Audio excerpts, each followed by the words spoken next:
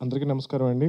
ఇక్కడ విచ్చేసిన పెద్దలకి, రానా గారికి, సందీప్ కిషన్ గారికి, జయదేవ్ గల్లా గారికి, సాయి మధుపురా గారికి అందరికీ ధన్యవాదాలు. అండ్ పాత్రికేయ మిత్రులకి, మహేష్ బాబు గారి ఫ్యాన్స్కి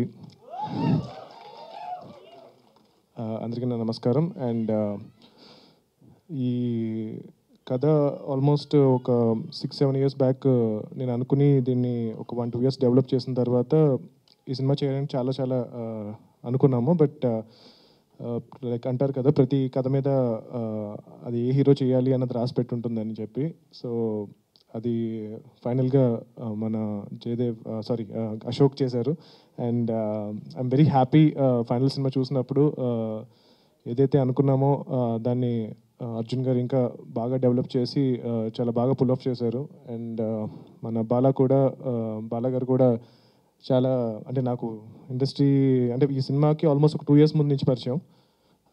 సో చాలా డిస్కస్ చేశాను, సినిమా వద్దండి, ఎందుకు మీ డబ్బులన్నీ వేస్ట్ చేసుకుంటారు, కష్టపడి సంపాదించుకుంది కదా, చాలా రిస్కీ అని చెప్తే లేదు అని చెప్పి కంపల్సరీ సినిమా చేయాలి, మంచి సినిమా చేయాలి అని చెప్పి చాలా వెయిట్ చేసి ఈ ప్రాజెక్ట్ సెట్ అయిన తర్వాత ఈ ప్రాజెక్ట్ ఎగ్జిక్యూట్ చేశారు. చాలా హై ప్రొడక్షన్ వాల్యూస్తో ఈ సినిమా చేశారు.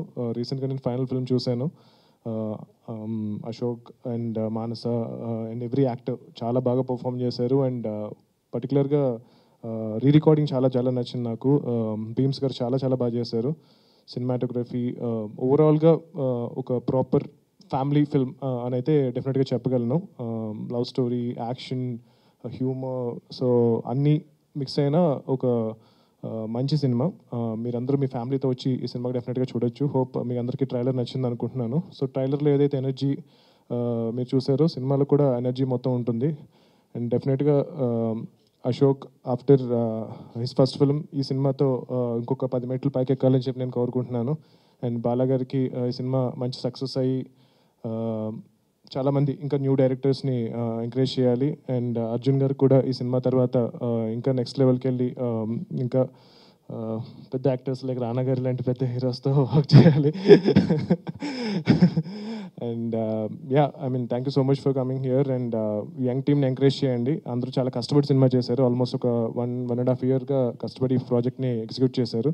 సో ఈ సినిమా మంచి సక్సెస్ అవ్వాలని డిస్ట్రిబ్యూటర్స్కి, ఎగ్జిబిటర్స్కి అందరికీ ఈ సినిమా చాలా మంచి డబ్బులు చేయాలని చెప్పి నేను కోరుకుంటున్నాను. Thank you so much. Thank you so much అండి. అంటే అదేంటో ప్రశాంత్ వర్మ గారు కనిపిస్తే అప్డేట్ అడగకుండా వదలబుద్ధి అవ్వదు, ఎందుకో తెలియదు. ఎందుకంటే ఆయన దగ్గర చాలా అప్డేట్స్ ఉంటూ ఉంటాయి, చాలా సెన్సేషనల్ న్యూస్లు మీ దగ్గరే ఉంటూ ఉంటాయి. కాబట్టి మచ్చుకు ఒక్కటి ఈ రోజు మాకోసం నెక్స్ట్ సినిమా అప్డేట్ చూపించమంటారు? మేము వద్దంటామా? ఒక 2 వీక్స్లో చూపిస్తాను. అంతేనా? ఓకే, అయితే వెయిట్ చేస్తాం. Thank you so much sir.